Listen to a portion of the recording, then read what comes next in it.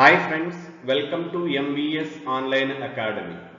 ఈరోజు మన అకాడమీలో ఇండియన్ పాలిటీ అనాలిసిస్ చూద్దామండి. 2025 మే 25వ తేదీన UPSC civil service 2025 preliminary examination జరిగిందండి. దానిలో జిఎస్ పేపర్ 1లో ఉన్నటువంటి ఇండియన్ పాలిటీస్కి సంబంధించినటువంటి క్వశ్చన్స్ యొక్క అనాలిసిస్ చూద్దామండి. Question number 1, consider the following statements. ఇది పిఆర్ఐస్ అండి, పంచాయతీరాజ్ ఇన్స్టిట్యూషన్స్ లేక స్థానిక ప్రభుత్వాల మీద ఇచ్చినటువంటి క్వశ్చన్ అండి. Statement 1, panchayats at the intermediate level exist in all states. This statement is incorrect అండి. ఎందుకండి, ఇంటర్మీడియట్ లెవెల్ పంచాయతీస్ అనేటువంటివి నాగాలాండ్లోను, మణిపూర్లోను, మిజోరాంలో లేవండి. వాటితో పాటుగా అన్ని యూనియన్ టెరిటరీస్లో కూడా ఇంటర్మీడియట్ లెవెల్ లేదండి. ఇంటర్మీడియట్ లెవెల్ అంటే మనకు తెలుగు రాష్ట్రాల్లో మండల్ లెవెల్ అనుకోవచ్చండి. కానీ ఢిల్లీ కేంద్రపాలిత ప్రాంతం ఉందండి, ఢిల్లీలో లోకల్ సెల్ఫ్ గవర్నమెంట్ అనేటువంటిది ఉంది. అంటే ఒక్కోసారి నెక్స్ట్ టైం క్వశ్చన్ అడగొచ్చండి, ఎలాగా అన్ని స్టేట్స్లోనూ అన్ని యూనియన్ టెరిటరీస్లోనూ ఈ ఇంటర్మీడియట్ లెవెల్ అనేటువంటిది ఉన్నదనో లేదనో అడగొచ్చండి. కాబట్టి వివరణిస్తున్నాను. నాగాలాండ్, మణిపూర్, మిజోరాం రాష్ట్రాలతో పాటుగా ఢిల్లీ మినహాయించి అన్ని కేంద్రపాలిత ప్రాంతాలలో కూడా ఇంటర్మీడియట్ లెవెల్ అనేటువంటిది లేదు. సో స్టేట్మెంట్ 1 ఈజ్ ఇన్కరెక్ట్ అండి. ఇక్కడ క్వశ్చన్ చూద్దాం. క్వశ్చన్ ఏం అడిగాడంటే మనకి, which of the following are not correct అన్నా అండి. ఏవి కరెక్ట్ కాదు అనేటువంటిది క్వశ్చన్. సెకండ్ స్టేట్మెంట్ అండి, to be eligible to a member of a panchayat at the intermediate level a person should attain the age of 30 years. This is incorrect statement అండి. ఎంత ఉండాలండి? 21 years ఉండాలండి. ఒకసారి ఏజెస్ అనేటువంటివి చూస్తే మనకి 18 years అనేటువంటిది ఓటింగ్ ఏజ్ అండి. 21 అనేటువంటిది ఈ లోకల్ సెల్ఫ్ గవర్నమెంట్లో కంటెస్ట్ చేసేటువంటి ఏజ్. 25 అనేటువంటిది ఎమ్మెల్యేకి, అలానే వచ్చేసిన తర్వాత ఎంపీకి అండి. నెక్స్ట్ రాజ్యసభకు వచ్చేసి 30 అండి. ప్రెసిడెంట్, వైస్ ప్రెసిడెంట్కి 35 years. ఇది ఏజ్ హైరార్కీ అనేటువంటిది. సో ఇక్కడ ఏమన్నా అండి, 30 years అన్నాడు కాబట్టి ఇది కూడా ఇన్కరెక్ట్ స్టేట్మెంట్ అండి. Third statement, the chief minister of a state constitute a commission to review the financial position of panchayats at the intermediate level and to make recommendations regarding the distribution of net proceeds of the taxes and duties leviable by the state between the state and the panchayatis at the intermediate level. This is also incorrect statement andi. అంటే దీన్ని simple గా చెప్తే ఏంటంటే, state finance commission అనేది chief minister constitute చేస్తాడు అంటున్నారండి. It is incorrect statement అండి. Chief minister కాదండి, రాష్ట్ర గవర్నరు రాష్ట్రం యొక్క ఆర్థిక సంఘాన్ని నియమించడం జరుగుతుంది. ఆ ఆర్థిక సంఘం అనేటువంటిది రాష్ట్ర నిధులని ఏ విధంగా పంచాయతీస్కి డిస్ట్రిబ్యూట్ చేయాలి అనేటువంటిది రికమెండ్ చేస్తుంది. కాబట్టి థర్డ్ స్టేట్మెంట్ కూడా కరెక్ట్ అండి. సో 3 స్టేట్మెంట్స్ అనేటువంటివి ఇన్కరెక్ట్ అయిపోయిందండి. మన ఆప్షన్ అనేటువంటిది డి అనేటువంటిది correct answer. Question number 2, consider the following statements about Lokpal. Second question అండి, లోక్పాల్ మీద అడిగినటువంటి క్వశ్చన్ అండి. ఇక్కడ కూడా 4 స్టేట్మెంట్స్ ఇచ్చారండి. జనరల్గా యూపీఎస్సీ క్వశ్చన్స్ అనేటువంటివి అనలిటికల్ క్వశ్చన్స్ ఉంటాయండి. అన్నీ కూడా అదే విధంగా ఉన్నాయి. చూద్దాం. స్టేట్మెంట్ 1 అనేది, the power of Lokpal applies to public servants of India but not to the Indian public servants posted out side India. This is incorrect statement అండి. ఇండియాలోనే కాదండి, ఇండియన్ సర్వీస్ ఉన్నటువంటి వాళ్ళు ఫారిన్లో పోస్టింగ్ ఇచ్చినప్పటికీ కూడా they also come under the jurisdiction of Lokpal అండి. So this statement is incorrect statement. Second, the chairperson or a member shall not be a member of the parliament or a member of legislative assembly or union territory, and only the chief justice, very important, and only the chief justice of India whether incumbent or retired has to be its chairperson అండి. ఇది కూడా incorrect statement అండి. ఎందుకు అవుతుందండి? Only chief justice of India అంటున్నారండి. Chief జస్టిసే కాదండి, CJI కానివ్వండి, లేక సుప్రీం కోర్టు యొక్క జడ్జి అనేటువంటి వారు కూడా లోక్పాల్కి అధ్యక్షుడుగాను మెంబర్గాను ఉండడానికి ఎలిజిబుల్ అండి. So second statement also incorrect. Third statement, the chairperson or a member shall not be a person of less than 45 years అండి. ఇది కరెక్ట్ స్టేట్మెంట్ అండి. వాళ్ళ మినిమం ఏజ్ అండి, లోక్పాల్ మెంబర్స్ కానీ చైర్పర్సన్ కానీ మినిమం ఏజ్ అనేటువంటిది ఎంతంటే 45 years అండి. So third statement is correct statement. Fourth one, Lokpal cannot inquire into the allegations of corruption against a sitting Prime Minister of India. This is also incorrect andi. Prime Minister kuda Lokpal పరిధిలోకి రావడం జరుగుతుంది. So 1, 3, 4 అనేటువంటివి incorrect statement అండి. మనకి ఇక్కడ ఏమడిగాడండి? Correct statement అడిగాడు కాబట్టి option 1 అనేటువంటిది కరెక్ట్ అండి. That is third statement is the only correct statement. Okay friends, ఈ స్లైడ్లో నేను లోక్పాల్ యొక్క ఎలిజిబిలిటీ క్రైటీరియా ఇవ్వడం జరుగుతుందండి. ఎందుకంటే లోక్పాల్, లోకాయుక్త అనేటువంటివి చాలా చాలా ఇంపార్టెంట్ అండి. కాబట్టి ఇక్కడ నేను సపరేట్గా స్లైడ్ పెట్టడం జరిగింది. దీన్ని చూసినటువంటి వివరణ మీరు రాసుకోవచ్చండి. ఇక్కడ చూడొచ్చు, less than 45 years they are not eligible అండి. లెస్ దాన్ 45 అంటే ఎలిజిబుల్ కాదు. అలానే మిగిలినటువంటి ఇక్కడ చూడండి, చైర్పర్సన్ ఎలా ఉండాలండి? Sitting or retired chief justice of India or judge of Supreme Court. మన క్వశ్చన్లో ఏమడిగారండి?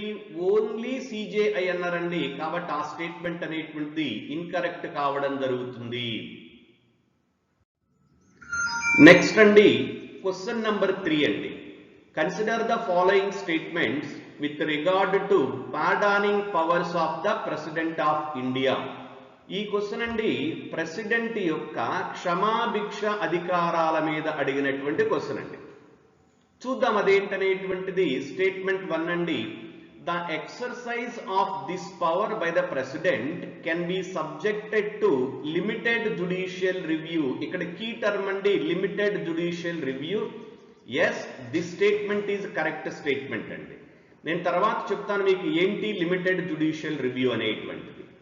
Second one, the president can exercise this power without the advice of the central government. This is incorrect statement అండి. President ఎలాంటి సందర్భంలో, almost అండి ఏ సందర్భంలో కూడా central government యొక్క advice వినకుండా తను పనిచేయలేండి. Means president has to follow the advice of the central government అండి. సెంట్రల్ గవర్నమెంట్ చెప్పినట్టే ప్రెసిడెంట్ వినాలి. Because we adopted parliamentary form of the government. In parliamentary form of the government, elected government, that is the prime minister is supreme. Even though president is the constitutional head of the state or the ceremonial head of the state, but the real powers exercised by the prime minister and his council of ministers. కాబట్టి president తప్పనిసరిగా వాళ్ళ యొక్క advice ని పాటించవలసి ఉంటుంది. కాబట్టి second statement అనేటువంటిది incorrect అండి. So our answer is option A, only 1 is correct అండి. ఇక్కడ నేను నోట్ ఇచ్చానండి మీకు, ఏంటో చూద్దాం. Judicial review of the president's decision is limited and applies only in case of arbitrariness. ఇక్కడ లిమిటెడ్ అన్నారు కదండి. ఏంటా లిమిటెడ్ అని చూస్తే, ఆర్బిట్రరీగా కానీ తన యొక్క పవర్ని యూజ్ చేసినప్పుడు, అలానే ఇర్రేషనల్ గా ఉపయోగించినప్పుడు, లేక బ్యాడ్ ఫెయిత్ ఆర్ డిస్క్రిమినేషన్, ఇలాంటి కండిషన్స్ లో ప్రెసిడెంట్ గారు క్షమాభిక్షను ప్రసాదిస్తే దానిని మనం కోర్టులో ఛాలెంజ్ చేస్తే కోర్టు దాన్ని జుడిషియల్ రివ్యూ కింద తీసుకోవడం అనేటువంటిది జరుగుతుంది. చాలా important question. Question number 4, consider the following statements. ఇక్కడ కూడా అదే అన్నారండి, కన్సిడర్ ద ఫాలోయింగ్ స్టేట్మెంట్స్ అని. Statement 1, on the dissolution of the House of the People means Lok Sabha, ante Lok Sabha raddaite, the speaker shall not vacate his or her office until immediately before the first meeting of the house of the people after the dissolution. దీని meaning ఏంటండి? Speaker Lok Sabha రద్దయినటువంటి వెంటనే speaker రాజీనామా లేదా speaker దిగిపోవాల్సిన పని లేదండి, లేక speaker రాజీనామా చేయాల్సినటువంటి పని లేదు. నెక్స్ట్ లోక్సభ ఎలక్ట్ అయ్యి ఫస్ట్ మీటింగ్ పెట్టేటంత వరకు కూడా గతంలో ఉన్నటువంటి స్పీకర్ గారు కంటిన్యూ కావడం జరుగుతుంది. చాలా ఇంపార్టెంట్ అండి. లోక్సభ రద్దయిన తర్వాత ఎంపీలు, ప్రైమ్ మినిస్టర్ అందరు ఇంటికి వెళ్ళిపోతారండి, కానీ స్పీకర్ గారు అలానే ఉంటారు. ఎంతకాలం ఉంటారండి? మరలా కొత్తగా లోక్సభ ఎన్నికలు జరిగి కొత్తగా లోక్సభ మొట్టమొదటి సిట్టింగ్ పెట్టుకునేటంత వరకు కూడా ఆ స్పీకర్ గారు ఉంటారండి. ఆ మీటింగ్లో ఏం చేస్తారండి? స్పీకర్ని ఎన్నుకోవడం జరుగుతుంది, కొత్త స్పీకర్ని. వన్స్ కొత్త స్పీకర్ని ఎన్నుకోగానే ఇతను పాత స్పీకర్ అనేటువంటి వారు తన పదవిని కోల్పోవడం జరుగుతుంది. చాలా important. So first statement correct or incorrect? First statement అనేటువంటిది కరెక్ట్ స్టేట్మెంట్. సెకండ్ వన్ అండి, according to the provisions of the constitution. Very very important my dear friends. నేను క్లాసులో కూడా చాలా సార్లు చెప్తూ ఉంటానండి. యూపీఎస్సీ అనేటువంటిది ప్రతి చోట ఒక గేమ్ ప్లే చేస్తుందండి. ఇక్కడ చూడండి, according to the provisions of constitution of India అన్నాడండి. ఎప్పుడైతే కాన్స్టిట్యూషనల్ ప్రొవిజన్స్ అని మెన్షన్ చేశాడో we must be careful about that particular statement అండి. అక్కడ ఏదో లింక్ ఉంటుందండి, అది చూడాలి. A member of the house of the people on being elected as a speaker అంటే ఒక లోక్సభ మెంబరు స్పీకరుగా ఎన్నికైతే shall resign from his or her political party immediately. ఇమ్మీడియట్గా పొలిటికల్ పార్టీ నుండి పొలిటికల్ పార్టీకి రిజైన్ చేయాలి అని స్టేట్మెంట్ చెప్తుందండి. అలా ఎక్కడ రాస్తుందంటున్నారండి? కాన్స్టిట్యూషన్ అంటున్నారండి. కాన్స్టిట్యూషన్లో చెప్పలేదండి, కాబట్టి ఈ స్టేట్మెంట్ ఇన్కరెక్ట్ స్టేట్మెంట్ అండి. కాన్స్టిట్యూషన్లో చెప్పలా స్పీకర్గా ఎలెక్ట్ అవగానే ఆయన తన యొక్క పార్టీ యొక్క ప్రాథమిక సభ్యత్వానికి రాజీనామా చేయాలని ఎక్కడ చెప్పలేదండి. అది స్పీకర్కే వదిలేశారండి. That is the moral binding to on the speaker అండి. చేస్తే చేయొచ్చు, లేకుంటే లేదు. బట్ ఇక్కడ ఏమన్నా అండి? కాన్స్టిట్యూషన్లో చెప్పారు అన్నారండి, కాబట్టి ఇన్కరెక్ట్ స్టేట్మెంట్ అండి. అదే ఇంగ్లాండ్లో అనుకోండి, వన్స్ స్పీకర్ ఎలెక్ట్ అయ్యారు అనుకోండి, తన పార్టీ మెంబర్షిప్కి రాజీనామా చేస్తారండి అక్కడ స్పీకర్ గారు. మనకు లేదండి ఇండియాలో. Third statement, the speaker of the house of the people. House of the people అంటే Lok Sabha. May be removed from his or her office by a resolution of the House of the People passed by a majority of all the then, this is the key term andi, all the then members of the House means effective majority andi. Speaker ని remove చేసేటువంటి ఏ మెజారిటీతోనండి? Effective మెజారిటీతో remove చేయడం అనేటువంటి జరుగుతూ ఉంది. Provided that no resolution shall be moved unless at least 14 days notice has been given of the intention to move the resolution. Yes, this statement is correct అండి. అంటే speaker గారి మీద మనం నో కాన్ఫిడెన్స్ మోషన్ పెట్టి speaker ని దించివేయాలి అనుకుంటే ఎన్ని రోజుల ముందుగా నోటీస్ ఇవ్వాలండి? 14 days ముందుగా నోటీస్ ఇవ్వాలి. నోటీస్ ఇచ్చిన తర్వాత ఎలాంటి మెజారిటీ కావాలండి? ఆ మెజారిటీ అనేటువంటిది ఎఫెక్టివ్ మెజారిటీ అండి. ఏంటి ఎఫెక్టివ్ మెజారిటీ అనేటువంటి చూస్తే, ఎగ్జాంపుల్ లోక్సభ తీసుకుందామండి. ప్రజెంట్ మనకు లోక్సభలో 543 మంది ఉన్నారు అనుకుందామండి. ఈ 543 మందిలో టోటల్ స్ట్రెంగ్త్ అండి నేను చెప్తుంది ఇక్కడ, ఎంతమంది ఉన్నారనేది కాదు, టోటల్గా 543. ఈ 543లో వచ్చేసిన తర్వాత మనకి 5 మెంబర్స్ అనేటువంటి వారు దురదృష్టవశాత్తు మరణించడం జరిగిందండి. అలానే ఇంకొక 5 మెంబర్స్ అనేటువంటి వారిని సస్పెండ్ చేయడం అనేటువంటిది జరిగింది. అలానే ఇంకొక 3 మెంబర్స్ అనేటువంటి వారు లోక్సభ సభ్యత్వానికి రాజీనామా చేశారండి. అంటే టోటల్గా ఎన్ని సీట్స్ వేకెంట్ అయినాయండి? 13 అండి. 13 సీట్స్ వేకెంట్ అయింది. అంటే 543 - 13 అండి. అప్పుడు ఎంత అవుతుంది మనకి? 530 అవుతుందండి. 530లో మెజారిటీ రావాలండి. ఇక్కడ ఎఫెక్టివ్ స్ట్రెంగ్త్ అంది 530 అండి. 530. 530లో మెజారిటీ అంటే మోర్ దాన్ 50% అండి. దానిని ఎఫెక్టివ్ మెజారిటీ అంటారు. ఇది జనరల్గా బుక్స్లో కూడా రాసి ఉండదండి, స్పెషల్ మెజారిటీ అని చెప్తూ ఉంటారు. కానీ ఇక్కడ స్టేట్మెంట్ ఇది రిపీటెడ్గా అడుగుతున్నారు యూపీఎస్సీలో. Be careful about this. తర్వాత దీన్నే మరొక విధంగా అడుగుతారండి. ఎలాగండి? అలా లోక్సభలో ఇది ఎఫెక్టివ్ మెజారిటీతో పాస్ అయిన తర్వాత రాజ్యసభకు వెళుతుంది అంటారండి. నో అండి, రాజ్యసభకు వెళ్ళదు. లోక్సభ స్పీకర్ని లోక్సభ ఎన్నుకుంటుంది, అలానే లోక్సభే తొలగిస్తుంది. అదే రాజ్యసభ చైర్మన్ అయితే ఎలా ఉంటుందంటే రాజ్యసభ ఎఫెక్టివ్ మెజారిటీ తోటి ఆ మోషన్ పాస్ చేయాలండి. తర్వాత ఆ మోషన్ అనేటువంటిది లోక్సభకు రావాలండి. లోక్సభలో ఆ రెజల్యూషన్ అనేటువంటిది సింపుల్ మెజారిటీతో పాస్ అయితే అప్పుడు రాజ్యసభ చైర్మన్ రిమూవ్ చేయబడతారు, అంటే ఉపరాష్ట్రపతి గారు తొలగించబడతారు. ఆ డిఫరెన్స్ గుర్తుంచుకోవాలండి. సో ఇక్కడ మనకి ఆన్సర్ ఏంటండి? సి అనేటువంటిది కరెక్ట్ అండి. 1 and 3rd statements are correct. Question number 5 అండి. Consider the following statements. Statement 1 అండి, if any question arises as to whether a member of the house of the people has become subject to disqualification under the 10th schedule, the President's decision in accordance with the opinion of the Council of Ministers shall be final. This is incorrect statement అండి. దీన్ని simple words లో చెప్తే party ఫిరాయింపుల చట్టం అంటే anti defection law ప్రకారం ఒక మెంబర్ని ఎవరు డిస్క్వాలిఫై చేస్తారు? ఇక్కడ ఇచ్చినటువంటిది ప్రెసిడెంట్ అన్నారండి. అంటే లోక్సభ మెంబర్ని యాంటీ డిఫెక్షన్ లా కింద ప్రెసిడెంట్ డిస్క్వాలిఫై చేస్తారన్నారు. ఇది ఇన్కరెక్ట్ స్టేట్మెంట్ అండి. ప్రెసిడెంట్ కాదండి, లోక్సభ స్పీకర్ అండి. ఏ హౌస్లోనైనా, అది లోక్సభ కావచ్చు, రాజ్యసభ కావచ్చు, లేకుంటే స్టేట్ అసెంబ్లీ కావచ్చు, కాకుంటే స్టేట్ లెజిస్లేటివ్ కౌన్సిల్ కావచ్చు, ఏదైనా disqualification with respect to the anti defection law it is the power of the chairperson of the house అండి. ఎవరైతే ఆ హౌస్ చైర్పర్సన్ ఉంటారో వాళ్ళదండి డిసిషన్ అనేటువంటిది, దట్ ఈస్ ఫైనల్.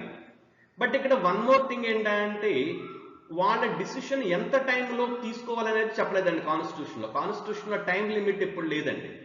కాబట్టి కొన్ని సందర్భాలు ఏమవుతుందండి, 5 years కూడా కంప్లీట్ అవుతుందండి. కొంతమంది వ్యక్తులేమో ఒక పార్టీ టికెట్ మీద ఎన్నికవుతారండి, ఎన్నికైన తర్వాత మరొక పార్టీలోకి జంప్ అయ్యి అక్కడ మినిస్టర్లు అవుతూ ఉంటారు. ఇదేం యాంటీ డిఫెక్షన్ లా కింద స్పీకర్ కింద కంప్లైంట్ వెళ్తుంది. స్పీకర్ గారేమో 5 సంవత్సరాల పాటు డిసిషన్ తీసుకొని ఈయన హాయిగా మినిస్టర్గా ఎంజాయ్ చేస్తూ ఉంటారు. ఇవి మన సిస్టంలో ఉన్నటువంటి ఫ్లాస్ అనేటువంటి రీసెంట్ గా సుప్రీంకోర్టు జడ్జిమెంట్స్ అబ్జర్వ్ చేసినప్పుడు ఇలాంటి గ్యాప్స్ అనేటువంటి వాటిని సుప్రీంకోర్టు ఫిల్ చేయడానికి ట్రై చేస్తూ ఉన్నట్లుగా మనకి కనిపిస్తూ ఉందండి రీసెంట్ జడ్జిమెంట్స్ ద్వారా. So statement 1 is incorrect. Statement 2, there is no mention of the word political party in the Constitution of India. This is also incorrect statement అండి. Actually in the original constitution political party అనేటువంటి term అనేది mention చేయలేదండి. But 52nd amendment act ద్వారాగా 10th షెడ్యూల్ని add చేయడం జరిగిందండి. 10th schedule ఏంటండి? Anti defection law, party ఫిరాయింపుల చట్టం. ఈ పార్టీ ఫిరాయింపుల చట్టాన్ని 52వ రాజ్యాంగ సవరణ ద్వారాగా రాజ్యాంగంలో చేర్చడం జరిగింది. అలా చేర్చినప్పుడు మెంబర్స్ డిస్క్వాలిఫికేషన్ గురించి మనకు అక్కడ వివరణ ఇచ్చేటువంటి సందర్భంలో పొలిటికల్ పార్టీకి సంబంధించినటువంటి ఒక మెంబరు ఏ విధంగా డిస్క్వాలిఫై చేయబడతారు అనేది అక్కడ వివరించారండి. ఆ విధంగా పొలిటికల్ పార్టీ అనేటువంటి టర్మ్ని కాన్స్టిట్యూషన్లో మొట్టమొదటిసారిగా మెన్షన్ చేయడం జరుగుతుంది. కానీ ఇక్కడ ఏమన్నారండి? మెన్షన్ చెయ్యలేదు అంటున్నారండి. కాబట్టి ఇన్కరెక్ట్ స్టేట్మెంట్ అండి. ఆప్షన్ 4 అనేటువంటిది మనకి ఇక్కడ కరెక్ట్ ఆన్సర్ అండి. నెయిదర్ 1 nor 2 లేక ఆప్షన్ డి అనేటువంటిదండి కరెక్ట్ అవుతుంది. అయితే కొన్ని సందర్భాల్లో అడుగుతారండి, సెకండ్ స్టేట్మెంట్ చూస్తే there is no mention of the word political party, names of the political parties అంటారు. పొలిటికల్ పార్టీ అనే టర్మ్ ఒక్కటే పెట్టారండి, అంతేగాని పొలిటికల్ పార్టీ యొక్క నేమ్స్ అనేటువంటి కాన్స్టిట్యూషన్ లో మెన్షన్ చేయలేదు. Be careful. Question number 6, consider the following statements. Statement 1, in India state governments have no power for making rules for a grant of concessions in respect of extraction of minor minerals even though such minerals are located in their territories. దీని అర్థం ఏంటండి? ఒక స్టేట్లో ఉన్నటువంటి minor mineral resource మీద state government కి ఎలాంటి power అనేటువంటిది ఉండదు అనేటువంటిది ఇక్కడ ఇచ్చినటువంటి స్టేట్మెంట్ అండి. సో ఈ స్టేట్మెంట్ ఏమంటారండి, ఇన్కరెక్ట్ స్టేట్మెంట్ అండి. స్టేట్ గవర్నమెంట్స్ కి పవర్ అనేటువంటిది ఉంటుంది, బట్ వాడు ఏమంటున్నాడు అండి, ఇక్కడ పవర్ అనేటువంటిది లేదు అంటున్నాడు. So that incorrect statement. Statement 2, in India the central government has the power to notify minor minerals under the relevant law. Yes, this is the correct statement అండి. సో ఆప్షన్ డి అనేటువంటిది correct అండి. Statement 1 is not correct, but statement 2 is correct అండి. ఇది కొంచెం మనకి difficult గా ఉండేటువంటి question అండి. కారణం ఏంటండి, ఇది మనం డైరెక్ట్ గా ఎక్కడ చదవండి ఇండియన్ పాలిటీలో. కాబట్టి మీకు పూర్తిగా అర్థం కావాలనేటువంటి ఉద్దేశంతో నేను ఇక్కడ మెన్షన్ చేయడం జరిగిందండి. చూడండి, under the minerals, under the mines and minerals development and regulation act 1957, minerals are broadly classified into 2 categories అండి. ఎలాగండి, major minerals and minor minerals అనేటువంటివి. ఈ మైనర్ మినరల్స్ అనేటువంటివి ఏంటంటే ఇక్కడ ఇచ్చారు చూడండి. Minor minerals building stones, gravel, ordinary clay, ordinary sand ఇలాంటివండి. అలానే మేజర్ మినరల్స్ అనేటువంటివి ఏంటంటే coal, iron, zinc, limestone ఇలాంటివండి. అయితే స్టేట్ గవర్నమెంట్స్ కి ఎలాంటి పవర్ ఉంటుందో చూస్తే, legal framework for mineral regulation, the MMDR Act 1957 is the primary law governing the mining sector except for petroleum and natural gas. చాలా important ఇది. 1957 mining చట్టం అనేటువంటిది ఈ మైన్స్ కి సంబంధించినటువంటి పూర్తి వివరణ అనేటువంటిది ఇవ్వడం జరుగుతుంది. బట్ దాన్ని ఏం మెన్షన్ చేయలేదండి, పెట్రోలియం అండ్ న్యాచురల్ గ్యాస్ అనేటువంటి మెన్షన్ చేయలేదు. Next, the government of India has framed additional rules for mineral management. Government of India ఏం చేసిందండి, ఈ చట్టంతో పాటుగా కొన్ని రూల్స్ అనేటువంటివి ఏర్పాటు చేయడం జరిగింది. ఆ రూల్స్ లో ఒకటే మినరల్ కన్సెషన్ రూల్ 1960. మన క్వశ్చన్ దేని మీద అడిగారండి, కన్సెషన్ మీద అడిగారండి. Regulates, permits, licence and leases for all mineral except atomic and minor minerals. Minor minerals ఇక్కడ ఉండవండి. రోల్ ఆఫ్ స్టేట్ గవర్నమెంట్ చూస్తే సెక్షన్ 15 ఆఫ్ MMDR Act of 57 gives state governments the power to make rules for mineral resources. ఎలాంటి minerals అండి, minor minerals. ఇది important అండి. కొన్ని సందర్భాల్లో ఏమంటారు దీన్ని, మేజర్ మినరల్స్ అంటారు, అప్పుడు ఇన్కరెక్ట్ అవుతుంది. సో ఇదండి మనకి క్వశ్చన్ చూసినటువంటి ఎక్స్ప్లెనేషన్ అనేటువంటిది. Question number 7, which of the following statements with regard to recommendations of the 15th Finance Commission of India are correct? ఇక్కడ క్వశ్చన్ దేని మీదండి, 15th ఫినాన్స్ కమిషన్ మీదండి. జనరల్ గా ఇది ఎకానమీకి రిలేటెడ్ క్వశ్చన్ అండి, బట్ నేను దీన్ని పాలిటీలో కూడా పెట్టడం జరిగింది. చూద్దామండి. స్టేట్మెంట్ 1 అనేటువంటిది కరెక్ట్ అండి. ఎందుకండి, 4800 కోట్లు అనేటువంటిది 2022-23 నుండి 25-26 సంవత్సరానికి ఎడ్యుకేషన్ డెవలప్మెంట్ కోసం కేటాయించడం జరిగింది. దిస్ ఇస్ కరెక్ట్ స్టేట్మెంట్ అండి. స్టేట్మెంట్ 2 అనేటువంటిది ఇన్కరెక్ట్ స్టేట్మెంట్ అండి. బికాజ్ ఏమన్నారండి, 45% of net proceeds of tax devolution అన్నారండి. నో, ఇట్ ఈస్ ఇన్కరెక్ట్ అండి. 14th ఫినాన్స్ కమిషన్ ఎంత చేసిందండి, జాగ్రత్త వినండి. 14th finance commission recommended 42% of the distribution of revenue between centre and states. 15th finance commission ఏం చేసిందండి, దాన్ని 1% తగ్గించి 41% అన్నదండి. 15th ఫినాన్స్ కమిషన్ ఏం చెప్పిందండి, 41% అన్నది, 41% అన్నది. ఇన్ అడిషన్ టు దట్ 1% అనేటువంటిది జమ్మూ అండ్ కాశ్మీర్ యూనియన్ టెరిటరీకి కేటాయించడం జరిగింది. ఇక్కడ స్టేట్మెంట్లు ఏమన్నారు, 45% అన్నారండి. ఇట్ ఈస్ ఇన్కరెక్ట్ అండి, 41% అనేటువంటిది. తర్వాతది third statement, 45,000 crores are to be kept as performance based incentive for all states for carrying out agricultural reforms. Yes, this is also correct statement andi. Next, fourth one andi, it reintroduced tax effort criteria to reward physical performance. Yes, this is also correct statement అండి. 1, 3, 4 అనేటువంటి కరెక్ట్. So option C అనేటువంటిది correct అండి. మీరు అనుకోవచ్చు, sir ఇవి చాలా డిఫికల్ట్గా ఉంటాయి కదా, మరి ఎన్ని వేల కోట్లు ఎవరికి ఇచ్చారు ఏంటి అనేటువంటిది ఎలా గుర్తుంటుందంటే, డియర్ ఫ్రెండ్స్, ప్రతి క్వశ్చన్కి కూడా ఒక క్లూ అనేటువంటిది ఉంటుందండి. ఎప్పుడైతే క్వశ్చన్ అనేటువంటి డిఫికల్ట్గా ఉంటుందో, స్టేట్మెంట్స్ డిఫికల్ట్గా ఉంటాయో, ఒక్క స్టేట్మెంట్ అని ఈజీగా ఉంటుందండి. ఈ క్వశ్చన్లో చూస్తే మనకి 45% అనేది కీ అండి. మీకు కానీ 41% అని కానీ తెలుసుంటే ఆన్సర్ వచ్చేసిందండి ఎలిమినేషన్ మెథడ్లోకి వెళ్తే. ఎందుకండి, ఏలో 2 ఆప్షన్ ఉందండి, బిలో 2 ఆప్షన్ ఉంది, డిలో 2 ఆప్షన్ అనేటువంటిది ఉంటుంది. ఇంక లేనిది ఎక్కడంటే మనకి సి అండి, ఎలిమినేషన్ మెథడ్ అండి. కాబట్టి నేను ఈ క్వశ్చన్ సెలెక్ట్ చేయడం జరిగిందండి. ఓకే ఫ్రెండ్స్, క్వశ్చన్ నెంబర్ 8 అండి. Which reference to the Indian polity considers the following statements. So Indian పాలిటీలో దేన్ని కన్సిడర్ చేస్తారని చూద్దామండి.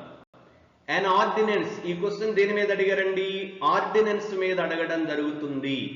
an ordinance can amend any central law. Yes, statement 1 is correct. Statement 2, an ordinance can abridge a fundamental right. Very important అండి, it is incorrect statement.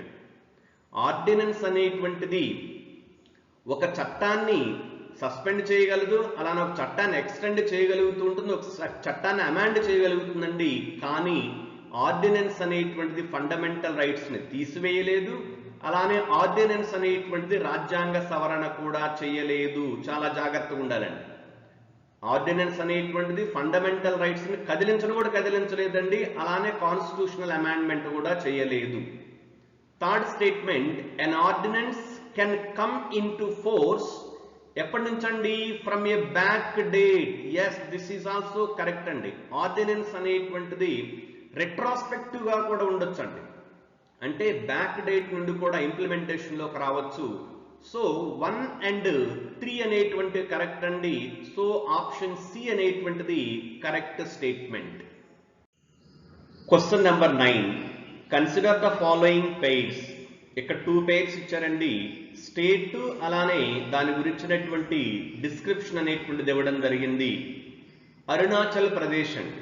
ఇక్కడ ఏమన్నానండి, దానికి description, the capital is named after a fort and the state has 2 national parks. Yes, this is the correct statement అండి. బేసికల్ గా ఈ question కాస్త difficult అయినటువంటి క్వశ్చన్ అండి. సెకండ్ అండి, Nagaland, the state came in to existence on the basis of the constitutional amendment act. It is incorrect statement అండి. నాగాలాండ్ అనేటువంటిది 1962వ సంవత్సరంలో పార్లమెంటు చేసినటువంటి ఒక చట్టం ద్వారాగా 63వ సంవత్సరం నుండి ఒక ఫుల్ ప్లెడ్జ్డ్ స్టేట్ గా ఇండియాలో 16వ రాష్ట్రంగా జాయిన్ అవ్వడం జరిగింది 1963. సో 2 అనేటువంటిది ఇన్కరెక్ట్ అండి. Third one, Tripura initially a part C state. Yes, ఇంతవరకు కరెక్ట్ అండి. ఇనిషియల్ గా త్రిపుర అనేటువంటి పార్ట్ సి స్టేట్ అండి. It became a centrally administered territory with the reorganisation of states in 1956. Yes, correct అండి. And later attained a status of full fledged state. Yes, statement 3 is correct అండి. త్రిపుర అనేటువంటిది part C states లో ఉండేదండి. అంటే మనకి independence తర్వాత ఈ princely states అనేటువంటి వాటిని అన్నింటినీ కూడా యూనిఫై చేసిన తర్వాత టోటల్ ఇండియా మొత్తాన్ని కూడా ABCD కేటగిరీ స్టేట్స్ గా డివైడ్ చేయడం జరుగుతుంది. దానిలో త్రిపుర అనేటువంటిది సి కేటగిరీ స్టేట్స్ లోకి రావడం జరిగింది. అయితే ఇది టెంపరరీ అరేంజ్మెంట్ అండి. 1956వ సంవత్సరంలో రాష్ట్రాల పునర్వ్యవస్థీకరణ చట్టం అంటే రీఆర్గనైజేషన్ ఆఫ్ స్టేట్స్ యాక్ట్ 1956 ప్రకారం ఇండియాలో 14 రాష్ట్రాలు 6 కేంద్ర పాలిత ప్రాంతాలు 14 states and 6 union territories form కావడం జరుగుతుంది. అప్పుడు త్రిపుర అనేటువంటిది యూనియన్ టెరిటరీ కింద రావడం జరిగింది. అయితే అప్పటి నుండి 1972వ సంవత్సరం వరకు కూడా త్రిపుర అనేటువంటిది యూనియన్ టెరిటరీగా కొనసాగింది. 72లో జరిగినటువంటి నార్త్ ఈస్టర్న్ రీఆర్గనైజేషన్ యాక్ట్ ప్రకారం 72 నుండి త్రిపుర అనేటువంటిది ఫుల్ ఫ్లెడ్జ్డ్ స్టేట్ గా రావడం జరిగింది. సో ఇక్కడ మనకి ఏం అడిగారండి, how many of the above pairs are correctly matched. చాలా డిఫికల్ట్ క్వశ్చన్ అండి. సో ఆన్సర్ అనేటువంటిది బి అండి, ఓన్లీ 2 ఆర్ కరెక్ట్లీ మ్యాచ్డ్ అండి, దట్ ఈస్ 1 and 3 అనేటువంటిది. ఇక్కడ ఇచ్చాను మీకు నోట్ లో, the capital of Arunachal Pradesh Itanagar is named after Ita fort అండి. The fort believed to be built by the Sutiya kings in the 14th or the 15th century. Arunachal Pradesh has 2 national parks, Nambatpa National Park and Maulinga National Park. Idandi statement 1 yokka vivarana. Question number 10 andi. With reference to India, consider the following statements. The Interstate Council 1 అండి, 2 వచ్చేసి the national security council, 3 వచ్చేసి zonal council అనేటువంటిదండి. ఇక్కడ ఏమంటే how many of the above are established as per the provisions of the constitution. ఏమండి ఈ విధమైనటువంటి question compulsory every year అడుగుతున్నారండి. ఏంటిది, ఆ పైన ఇవ్వబడినటువంటి వాటిలో ఏది రాజ్యాంగబద్ధమైనటువంటి సంస్థ అని అడుగుతున్నారండి. Which of the following, which of the above is a constitutional body.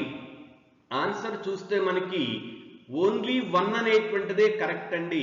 ఏంటదంటే inter state council అనేటువంటిది కాన్స్టిట్యూషనల్ బాడీ అండి. Under article 263 very very important అండి ఇంటర్ స్టేట్ కౌన్సిల్ అనేటువంటిది.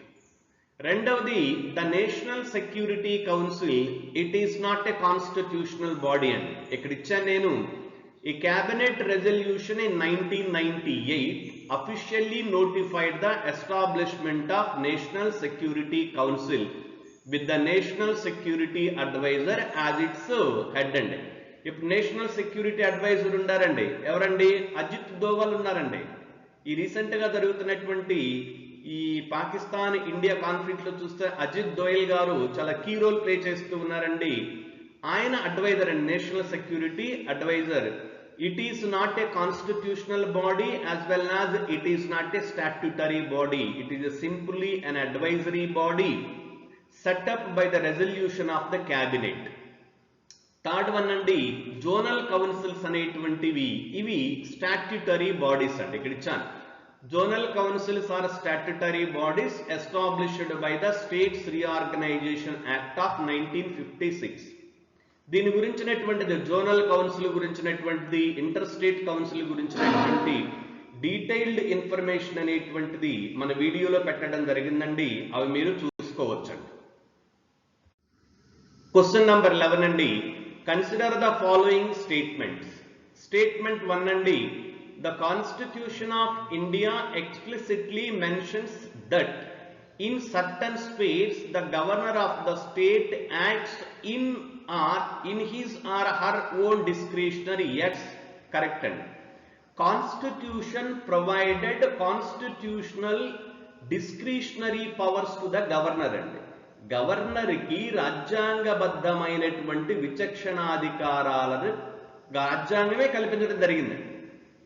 సెకండ్ స్టేట్మెంట్ చూద్దామండి, the president of India can of her own reserve a bill passed by a state legislature for her consideration without being forwarded by the governor of the state concerned. This is incorrect statement అండి. అంటే state pass చేసినటువంటి బిల్లుని president గారు తనంతటి తానే తన వద్దకు తీసుకొని ఆ బిల్లు నా దగ్గరకు పంపండి అని తను రిజర్వ్ చేయడానికి అవకాశం ఉన్నది అంటున్నారండి. నో అండి, గవర్నర్ ద్వారా మాత్రమే. అండర్ ఆర్టికల్ 200 అనేటువంటిది governor can reserve A state bill for the president consideration. Once president consideration కి దాన్ని రిజర్వ్ చేసిన తర్వాత అది ఆర్టికల్ 201 కిందకు వస్తుందండి. స్టేట్ బిల్లు ప్రెసిడెంట్ ద్వారా పాస్ అవ్వాలంటే ఆర్టికల్ 201 కిందకు రావడం అనేటువంటి జరుగుతుంది. సో ఆప్షన్ ఏ అనేటువంటిది కరెక్ట్ అండి, ఓన్లీ 1 అనేటువంటిది. Question number 12. Consider the following pairs. Provisions in the Constitution of India stated under. Number 1 అండి, separation of judiciary from the executive in the public service of the state. ఇదేమని ఇచ్చారండి, directive principles of state policy అన్నారండి. This is correct statement అండి. Next వచ్చేసి second statement, valuing and preserving the rich heritage of our composite culture fundamental duties అంటున్నారండి. Yes, correct. Third one, prohibition of employment of children below the age of 14 years in factories fundamental rights అంటున్నారండి. Yes, correct అండి. 1, 2, 3 statements are correct. So option C అనేటువంటిది correct అండి. All are correct అనేటువంటిది. Question number 13, consider the following statements. Statement 1 అండి, ఇక్కడ ఏమి చూద్దాం. With reference to the Constitution of India, if an area in the state is declared as a scheduled area under the 5th schedule. ఇది 5th schedule కి సంబంధించినటువంటి question అండి. 5th schedule అనేటువంటిది scheduled areas గురించి చెప్తూ ఉంటుందండి. బేసికల్గా 5th schedule, 6th schedule అనేటువంటిది administration and welfare of the scheduled areas అండి. 5th షెడ్యూల్ అనేటువంటిది త్రూ అవుట్ ఇండియా అండి. ఇండియాలో ప్రజెంట్ షెడ్యూల్డ్ ఏరియాస్ అనేటువంటి 10 రాష్ట్రాల్లో ఉన్నాయండి, 10 స్టేట్స్లో ఉన్నాయి. అదే 6th షెడ్యూల్ అనేటువంటిది సేమ్ అండి, షెడ్యూల్డ్ ఏరియాస్ అండి, బట్ 4 ఈశాన్య రాష్ట్రాల్లో అండి. అస్సాం, అలానే మేఘాలయ, త్రిపుర అండ్ మిజోరాం, ఈ 4 రాష్ట్రాలు అనేటువంటివి ఎక్స్క్లూజివ్గా 6th షెడ్యూల్లో ఉన్నాయండి. ఆర్టికల్ 244 క్లాజ్ 1 అనేటువంటిది 5th షెడ్యూల్ అండి. ఇక్కడ రాస్తున్నానండి, ఆర్టికల్ 244 క్లాజ్ 1 అనేటువంటిది 5th షెడ్యూల్, క్లాజ్ 2 అనేటువంటిది 6th షెడ్యూల్ అండి. ఇక్కడ ఇచ్చింది మనకి 5th షెడ్యూల్ గురించి ఆన్సర్ ఏంటో చూద్దామండి. Statement 1, the state government losses it's executive power in such areas and a local body assumes total administration. ఇది ఇన్కరెక్ట్ స్టేట్మెంట్ అనేటువంటిది. అంటే ప్రెసిడెంట్ ఒక ఏరియాని షెడ్యూల్డ్ ఏరియాగా డిసైడ్ చేస్తే రాష్ట్ర ప్రభుత్వానికి ఎలాంటి అధికారం ఉండదు అంటున్నారండి. ఇట్ ఈజ్ ఇన్కరెక్ట్ స్టేట్మెంట్ అండి. Statement 2, the union government can take over the total administration of such areas under certain circumstances on the recommendations of the governor. It is also incorrect statement అండి. Central government అనేటువంటిది పూర్తిగా take over చేసుకోదండి. ఎలా ఉంటుంది, అక్కడ లోకల్గా ఉండేటువంటి ఆ ప్రాంతంలో ఒక అటానమస్ రీజన్, స్థానికంగా ఉండేటువంటి ఒక సంస్థ వాటిని పరిపాలించడం జరుగుతుంది. సో ఆన్సర్ అనేటువంటిది డి అండి, నెయిదర్ 1 nor 2 అండి. ఇక్కడ చూడండి, note, the president of India notifies India's scheduled areas. Very important అండి. ఇదే క్వశ్చన్ లాస్ట్ ఇయర్ అడిగారండి. ఏమని, గవర్నర్ గారు నోటిఫై చేస్తారు అన్నారండి. States with scheduled areas need to constitute a tribal advisory council with up to 20 ST members. ఏ రాష్ట్రాలలో అయితే షెడ్యూల్డ్ ఏరియాస్ను గుర్తించారో, ప్రస్తుతం ఎన్ని రాష్ట్రాల్లో ఉన్నాయండి, 10 స్టేట్స్లో ఉన్నాయండి. ఈ 10 స్టేట్స్ కూడా ట్రైబల్ అడ్వైజరీ కౌన్సిల్ అనేటువంటి దాన్ని ఏర్పాటు చేయాలి. ఇది గవర్నమెంట్కి అడ్వైజ్ చేస్తూ ఉంటుంది. అలానే గవర్నర్ గారు ఎవ్రీ ఇయర్ కూడా రిపోర్ట్ అనేటువంటిది ప్రెసిడెంట్కి సబ్మిట్ చేయవలసి ఉంటుంది. Question number 14, with reference to India consider the following pairs. ఇక్కడ ఆర్గనైజేషన్ అలానే యూనియన్ మినిస్ట్రీ ఇచ్చారండి. Number 1, the national automotive board, ministry of commerce and industries అన్నారండి. ఇది ఇన్కరెక్ట్ స్టేట్మెంట్ అండి. ఎందుకండి, ద నేషనల్ ఆటోమేటివ్ బోర్డ్ అనేటువంటిది మినిస్ట్రీ ఆఫ్ హెవీ ఇండస్ట్రీస్ కిందకి రావడం జరుగుతుంది. అలానే సెకండ్ వన్ అనేటువంటిది మనం చూసినప్పుడు ద కోయిర్ బోర్డ్ అండి, ఇది మినిస్ట్రీ ఆఫ్ హెవీ ఇండస్ట్రీస్ అన్నారండి. ఇది కూడా ఇన్కరెక్ట్ అండి. ఇది మినిస్ట్రీ ఆఫ్ ఎంఎస్ఎంఈ కింద ఉంటుందండి. Ministry of micro small and medium enterprises కింద ఉండటం జరుగుతుంది. Third one the national centre for trade information, దీనికి ఏమంటారండి? Ministry of micro small and medium enterprises అంటారండి. ఇది కూడా ఇన్కరెక్ట్ అనేటువంటిదండి. ఇది దేని కింద ఉంటుంది అంటే ministry of commerce and industries కిందకి రావడం జరుగుతుంది. సో మూడు కూడా తప్పేనండి. సో దట్ ఆప్షన్ డి అనేటువంటిది కరెక్ట్ అండి. None of the above is correct.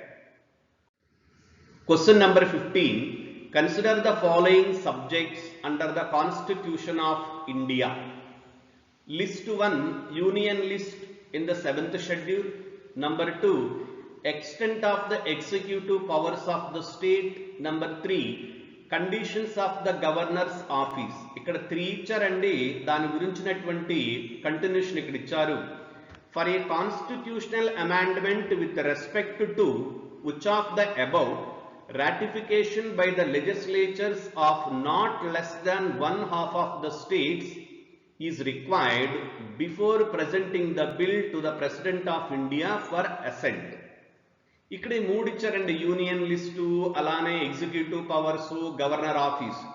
ఈ మూడింటిలో వేటికి అమెండ్మెంట్ చేయాలి అంటే పార్లమెంటుతో పాటుగా హాఫ్ ఆఫ్ ద స్టేట్స్ యొక్క రాటిఫికేషన్ అవసరం అవుతుంది అంటున్నారండి. ఆప్షన్ ఏ అనేటువంటిది కరెక్ట్ అండి. 1 and 2 అనేటువంటివి కరెక్ట్ అండి. అంటే యూనియన్ లిస్ట్కి అమెండ్మెంట్ చేయాలన్నా లేక స్టేట్స్ యొక్క ఎగ్జిక్యూటివ్ పవర్స్ అనేటువంటివి అమెండ్మెంట్ చేయాలన్నా కానివ్వండి, స్టేట్స్ యొక్క రాటిఫికేషన్ అనేటువంటిది కూడా అవసరమండి. బట్ గవర్నర్ ఆఫీస్కి అవసరం అనేటువంటిది లేదు. సో ఆప్షన్ 1 అనేటువంటిది correct. Question number 16. With respect to the Indian polity consider the following statements అండి. ఏంటో ఈ స్టేట్మెంట్స్ అనేటువంటి మనం చూద్దామండి. Number 1, the governor of the state is not answerable to any court for the exercise and the performance of the powers and duties of his or her office అండి. Yes అండి, this is correct statement అనేటువంటిదండి. 1 అనేటువంటిది correct అండి. Governor కానీ president కానీ కోర్టుకి ఏ విధమైనటువంటి accountable కాదండి. రెండవది, no criminal proceeding shall be instituted or continued against the governor during his or her term of office అండి. ఎస్ అండి, దిస్ ఈజ్ ఆల్సో కరెక్ట్ అనేటువంటి. ఆర్టికల్ 361 ప్రకారం అండి, ఆర్టికల్ 361లో 4 క్లాజెస్ ఉంటాయండి.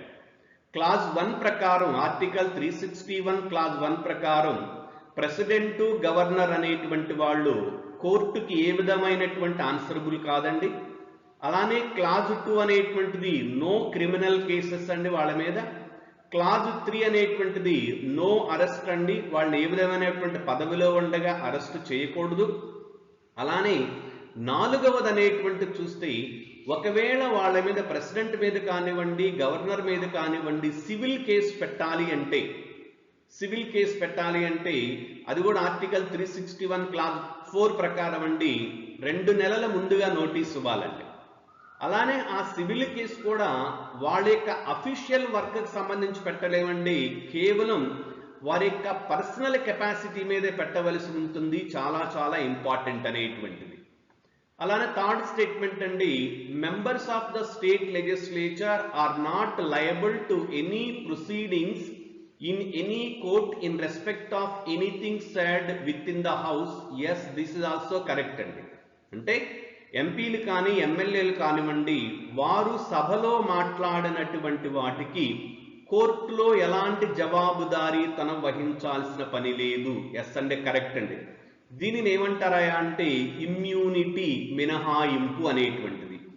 ఆర్టికల్ 194 అండి, ఆర్టికల్ 194 క్లాజ్ 2 ప్రకారం ఎమ్మెల్యేలకు అనేటువంటిది మినహాయింపు అనేటువంటిది ఉంటుంది. అలానే ఆర్టికల్ 105 క్లాజ్ 2 అనేటువంటి దానికి 105 క్లాజ్ 2లో ఎంపీలకు లోక్సభ మెంబర్స్ అంటే పార్లమెంట్ మెంబర్స్ అనేటువంటి వారికి మినహాయింపు రావడం అనేటువంటి జరుగుతుంది. సో ఆప్షన్ అనేటువంటిది డి అండి. 1, 2, 3 అనేటువంటి కరెక్ట్ ఆప్షన్ అండి డి అనేటువంటిది. ఓకే ఫ్రెండ్స్, ఇప్పటి వరకు కూడా మనం 16 క్వశ్చన్స్ అనేటువంటి వాటిని చూడడం జరిగింది. అయితే లాస్ట్గా ఇక్కడ కొటేషన్ పెట్టానండి, believe in your self and your abilities.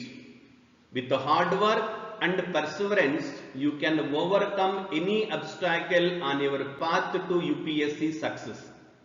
ఎవరైతే బాగా రాసారో ఎగ్జామ్ స్కోరు గురించి ఆలోచించకుండా ఇంకా మిగిలినటువంటి ఎగ్జామ్ అండ్ నెక్స్ట్ స్టెప్ అయినటువంటి మెయిన్స్ కోసం స్ట్రాటజిక్గా ప్రిపరేషన్ చేయడం అనేటువంటిది బెటర్ అండి.